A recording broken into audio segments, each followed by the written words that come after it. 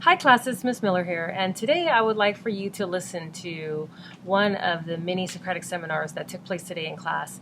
And I actually would just like you to listen and to be prepared to comment in the comment box below on this YouTube channel with your thoughts or responses. You don't necessarily have to mention any one of your classmates' names, but just state a comment that you have, whether you agree, you want to add on to the argument, and if you can and have your sources, if you can provide either the source's letter or the author's last name. Hello.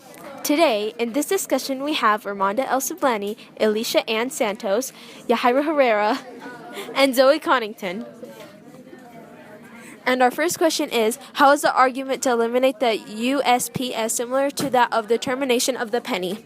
Would anyone like to answer the question? Okay, they're similar because a lot of people state that they are tired of junk mail clogging their emails, just like they're tired of losing pennies everywhere and having to pick them up. Yeah. I'd like to add to what Alicia said. My name's Armanda, and I'd like to add that they both, like, for pennies, people would just, like, keep them behind sock drawers and, like, behind couch cushions, and, like, the same thing with junk mail, except with junk mail, we pretty much just throw it away, or we just don't even open them. The same thing with pennies, we don't even use the pennies, just like how junk mail, we don't even open them or use them. I want to add to what they said because pennies are like a waste of space towards some people, and then so is junk mail because it's never opened or used for anything. Just like how with the mail. The reason why they both want to get rid of the penny and sending mail, because they all lose money making. So the Postal Service lost 1.1 billion in its last quarter, and producing a penny is 2.4, which is more than what the penny's worth. People want to. Question number 2. Why are some so reluctant to do away with the USPS? Some people don't want to get rid of the postal services because they still like sending personalized mail, and with emails you can't send packages, but with mail you can send a package. I'd like to add to that. Yeah. Okay, so I'd like to add to that some people still think that old-fashioned handwritten letter has value in this speed-obsessed world, and that people still like to receive letters, thank you notes, birthday cards, and like to send them back. And like with letters, like for emails, you could just like delete them and you just forget about them. But with letters, you save them and then they'll stay with you forever. They're also reluctant to do away with the USPS because a majority of people are connected to the internet, but there's many people who aren't. And if the post offices were shut down, it would make it hard for those people that aren't connected to technology to be able to send letters or mail. Okay, other people are reluctant to do away with the USPS because they can keep the letter, like Ramonda said, and with emails, they can be deleted all at once. But with a real letter or a written letter, it could be read by someone that you'll never meet 100 years later. I want to add to what everybody said because with emails you just send it and nobody would be able to like remember that it was you and stuff, but with a letter you keep it and like they can document like the famous figures or historical people. And with an email anybody could have written it or typed it and then sent it with a letter, like they know the handwriting and stuff. I want to add to what Zoe said when on Source F, when historians are already worried about the disappearance of permanent written records. And if we were to do everything by email, we wouldn't even know if they would survive for 100 years like paper usually does. Even though a lot of people think that email is better, it isn't likely that we're gonna go paperless. It's important to keep like copies of things like the bills and stuff like that. And then things can happen on the computers, like viruses. Then you could lose all of your emails or all of your important documents. And then you're always gonna have to download stuff online. But like, if there's a virus, it's not gonna happen. Hi, well, I'm going to say the third question now. What compromises could be made to keep both sides of the argument on the USPS happy? They could improve postal service because a lot of people don't use post offices because it's slow and people aren't happy with the current service. They can close some branches strategically and reorganize their staff and other businesses. To add to Alicia's, they can close branches because we really don't need as many post offices every few blocks. I'd like to add to what they said that maybe like we don't need as much post office that we have, and like not have like maybe like we don't have to like send mail like every day. Like we could cancel some days, or like we could just have like 2 per city, not like a lot more. So that could be good too, because the internet is taking over, so like people aren't really using the postal office as they were using before, because like some people pay bills online right now and like everything is going online, but the postal office is still important, like you could still use it. In Source F, it says how eliminating Sunday mail service could save money. It would save over $40 billion a decade, and most post offices aren't used as frequently as others. And if we were to eliminate junk mail, more people might also like use postal services. According to Source E, 44% of the mail is never opened. So like, you know how we have like a do not call list?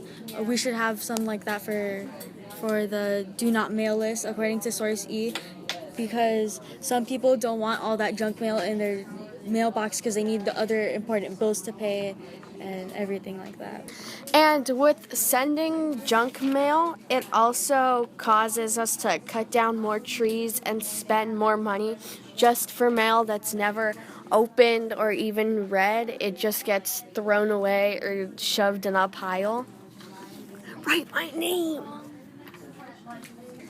I'd like to add to what Alicia and Zoe said, that like junk mail is kind of useless. Like we get a lot of mail, like for example like join Verizon, or like a lot of stuff like that. They're like, we have good deals and everything, and like that's just a waste of time, because sometimes you just really don't want to get those, so it's pretty much a waste. That's probably one of the reasons like 44% of the people wouldn't actually open their mail, because they know it's going to be junk and they don't want it. Thank you. Another thing is that a lot of older people still like the old-fashioned ways of sending mail instead of using technology. Like, some are against how many people are on technology, and they think that, like, we should go back to how things used to be. Do you want me to say it, or do you want to? Okay. Question 4 is between Stone O'Keefe and McDevitt, who makes the strongest argument to make changes to the USPS?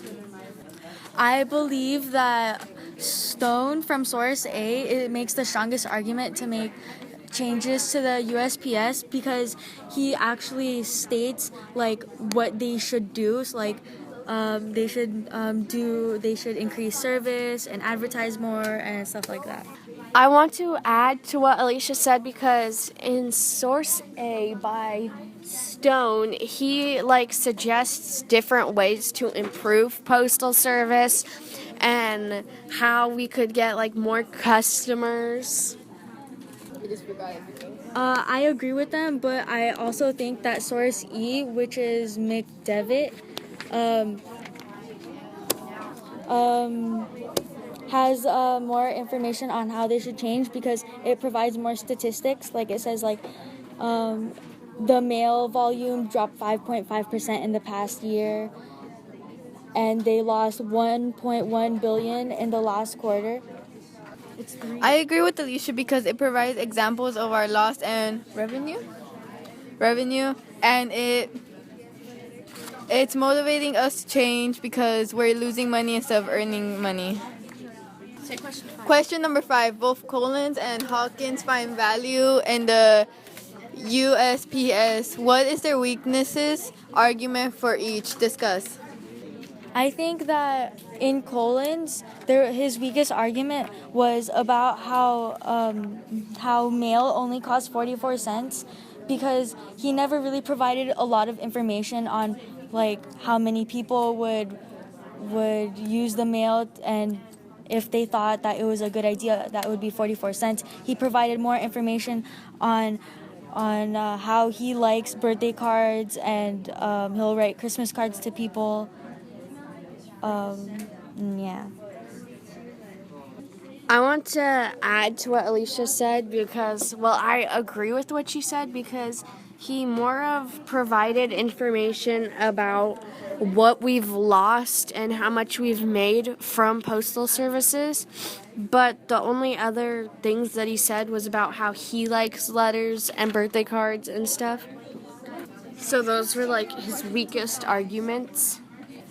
I'd like to add to what they said that Hawkins he's like against using like UPS or FedEx, but he still thinks that we should still use it because he thinks that it's important and that you should he thinks that it's better than the internet. Like, it's nice to have personal letters, but then he keeps saying that people shouldn't be wasting money and stuff like that.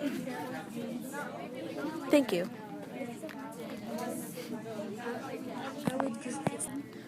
Hawkins also says that the United States Post Office offers service far beyond delivery service, but he never provides more examples of what else they provide. Question 6. What would America look like without the USPS? I think that America would honestly look the same because more people use the internet now rather than sending mail for like their bills. America would look like everybody would be on their phones because they'd be emailing or texting other people, and there wouldn't be any postal services, so everybody would be forced to have internet service if they wanted to communicate. I honestly think different. I think it would look like the total opposite because we still do use USPS, because like it's still important. Like, people do still send letters, and I mean, you do get packaging sometimes. I mean, do people online shop, and like some stuff still come like from paper. I do agree with Zoe because I do think it would look different because everybody would be on their phone because they will have like a bunch of important emails or mails on their emails, and well, yeah, everybody would be on their phone. I agree with Ramonda because we use paper a lot if we mail, but without the USPS, we're not going to be using as much paper. So there's going to be more trees around because we're not going to be cutting down trees for paper as much anymore. And that was our discussion. I said it, Ramonda. Thank you.